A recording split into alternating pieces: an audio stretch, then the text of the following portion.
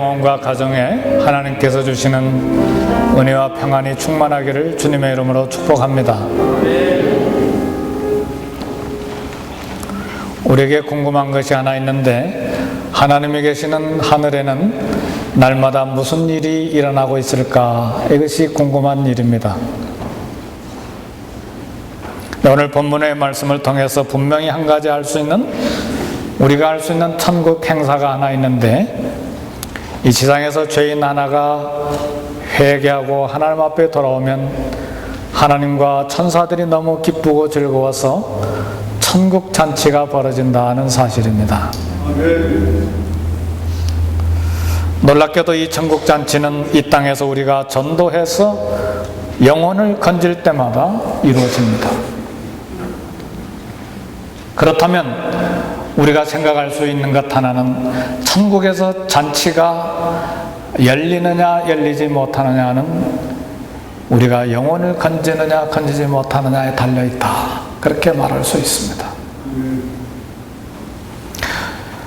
불행하게도 오늘 누가복음 15장에 보면 바리새인과 서기관들은 이러한 천국 잔치를 전혀 이해하지를 못했습니다.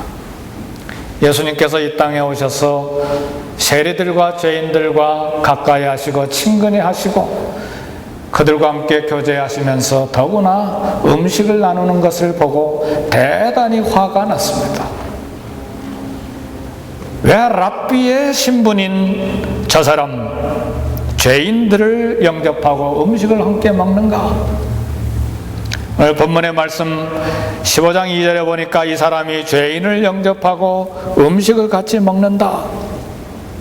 한마디로 말해서 랍비 대신 예수님, 선생님 대신 예수님이 이 지저분하고 더러운 죄인들과 함께 식탁의 교제를 나누는 것이 도무지 이해가 되지 않았어 예수님을 강력하게 비판하고 그리고 공격을 했습니다.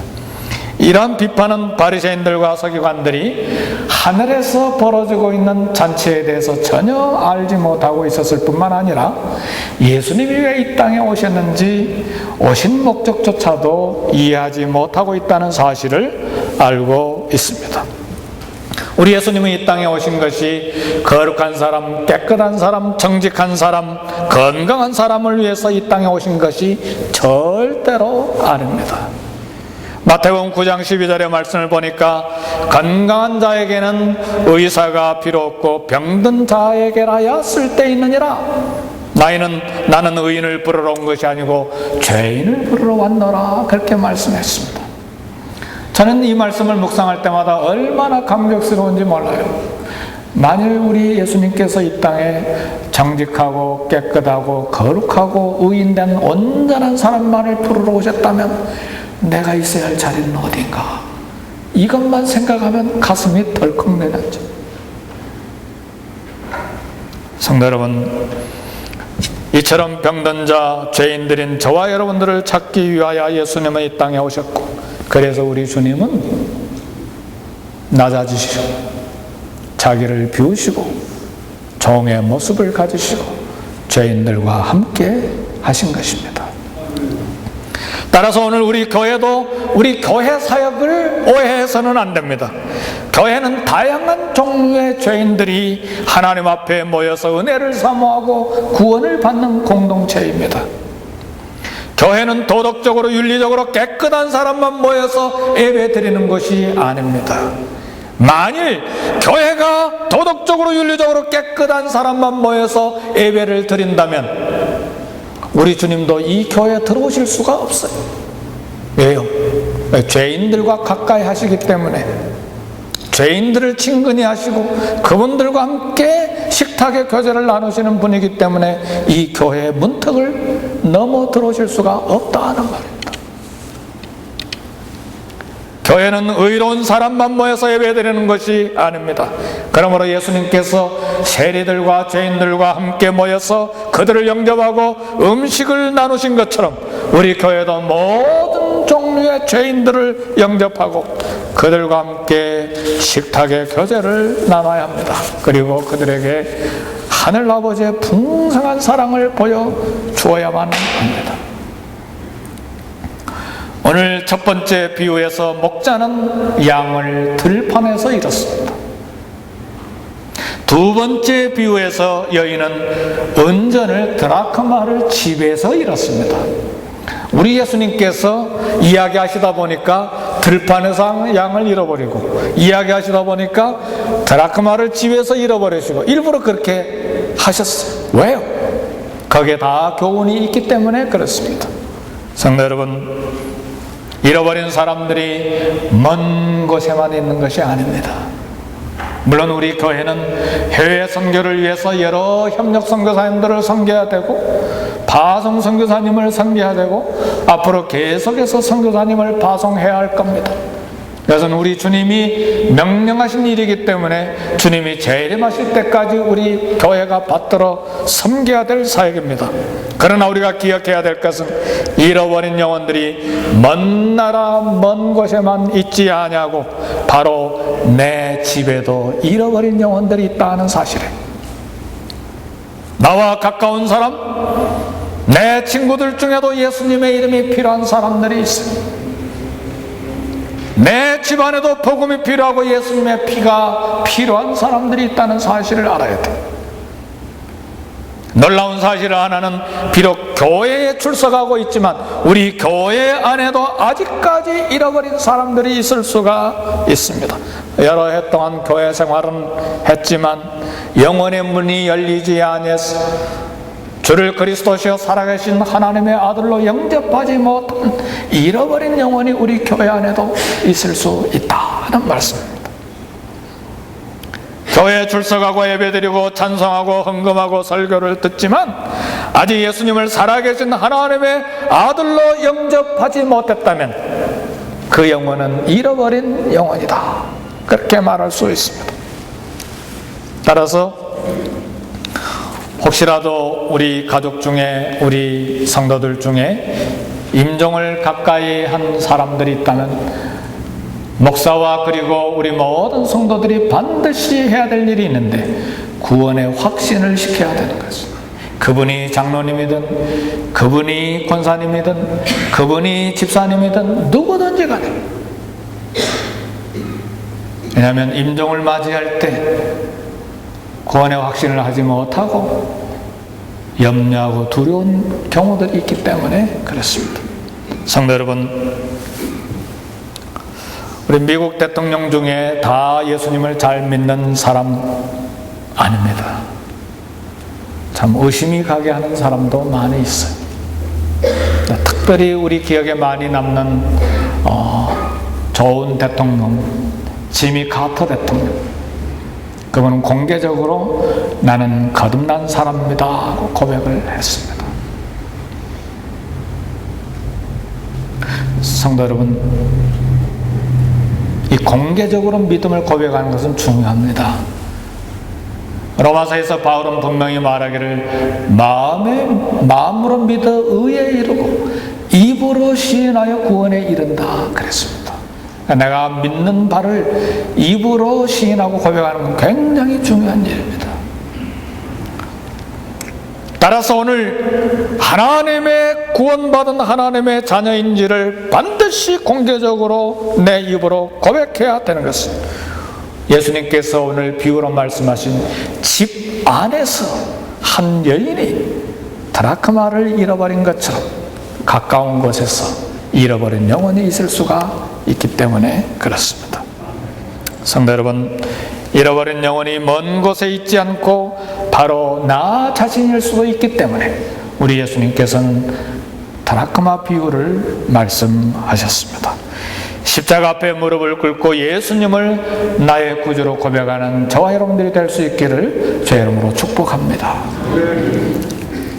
오늘 누가복음 15장에 보면 세 가지 비유가 있는데 동일한 부분은 각각 무엇인가 잃어버렸다는 사실이에요. 목자는 양을 잃어버렸고, 그리고 여인은 드라크마 은전을 잃어버렸고, 그리고 아버지는 아들을 잃어버렸습니다. 잃어버렸다는 것은 하나님에게서 떠난 인간의 비참한 상황을 말합니다. 그러나 잃어버린 양과 잃어버린 은전과 잃어버린 아들, 그것을 소유했던 사람에게 잃어버린 것들이 대단히 소중한 가치가 있었습니다. 목자가 양 한 마리를 잃어버렸을 때 이 목자가 잃어버린 양을 소홀히 생각하지 않았어요. 야, 내가 잃어버린 건 100마리 중에 한 마리 잃어버렸는데 겨우 1%밖에 잃어버린 것이 없어. 사업하다 보면 어느 정도 손실은 있는 거야. 그렇게 생각하지 않았습니다. 잃어버린 양을 찾아내기까지 찾아다녔어요. 드라크마를 잃어버렸던 여인도 이 잃어버린 드라크마 하나 소홀히 여기지 않았어요.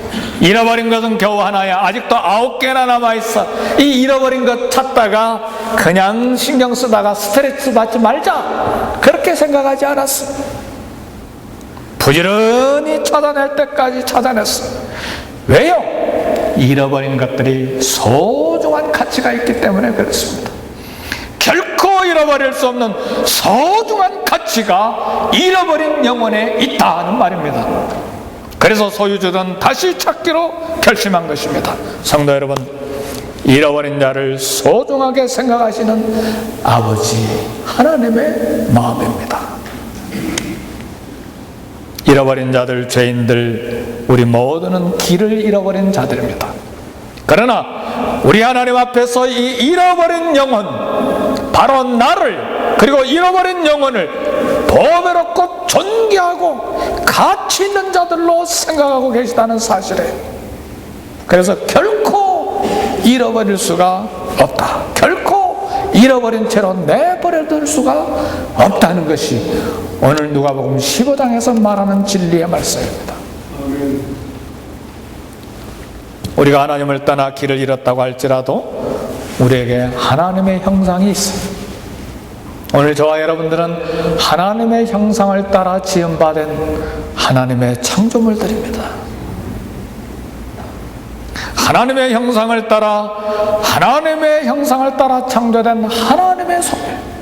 이스라엘아, 야곱아, 내가 너를 만들었다. 너는 내 것이라. 내가 너를 보배롭고 존귀하게 여긴다. 너는 내 것이라.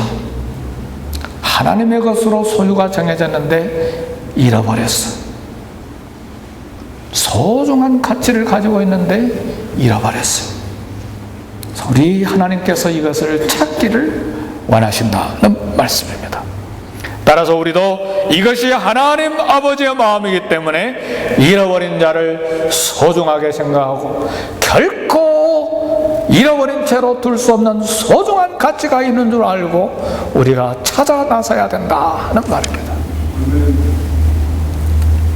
본문에서 여인은 은전 10개가 있는데 그 중에 하나를 잃어버렸어요. 근데 이 여인은 잃어버린 은전을 결코 내버려둘 수가 없었어요. 결코 잊을 수가 없었어요. 유대인이 결혼할 때 신랑이 신부에게 목걸이를 선물하는데 이 목걸이는 이 드라크마 10개를 엮어서 만든 목걸이입니다. 이 드라크마는 보통 은전이 아니고 결혼에 대한 약속이 거기에 들어가 있고 신랑이 신부에 대한 애정과 사랑에 대한 약속이 들어있는 목걸이에요. 거기에 은전이 드라크마가 섞여서 목걸이가 됐는데 어찌 이 여인이 이 잃어버린 드라크마를 잃어버릴 수가 있느냐 그 말이에요. 잃은 채로 둘 수가 있느냐 그 말이에요. 오늘 본문의 말씀 보니까 어떤 여자가 10 드라크마가 있는데 하나를 잃으면 등불을 켜고 집을 쓸며 찾아나기까지 부지런히 찾지 아니하겠느냐. 등불을 켜고 집을 쓸며 찾아내기까지 어떻게 찾아요? 부지런히 집 구석구석을 다 쓸고 그리고 뒤져서 찾아낸다는 말이에요. 이 여인의 모습에서 우리는 나를 찾으시는, 잃어버린 영혼을 찾으시는 우리 아버지 하나님의 마음을 만날 수가 있습니다. 이 사실이 우리에게 얼마나 감사한 일인지 몰라요.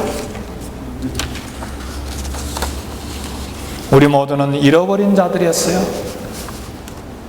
자다가도 깜짝 놀라서 깨어서 감격해야 될 사실 하나는 주님이 나를 한번 찾으시다가 내가 반응을 안 하니까 그냥 에이 치워버리자고 그냥 지나가 오셨다면 우리가 여기에 올 수 있었겠어요?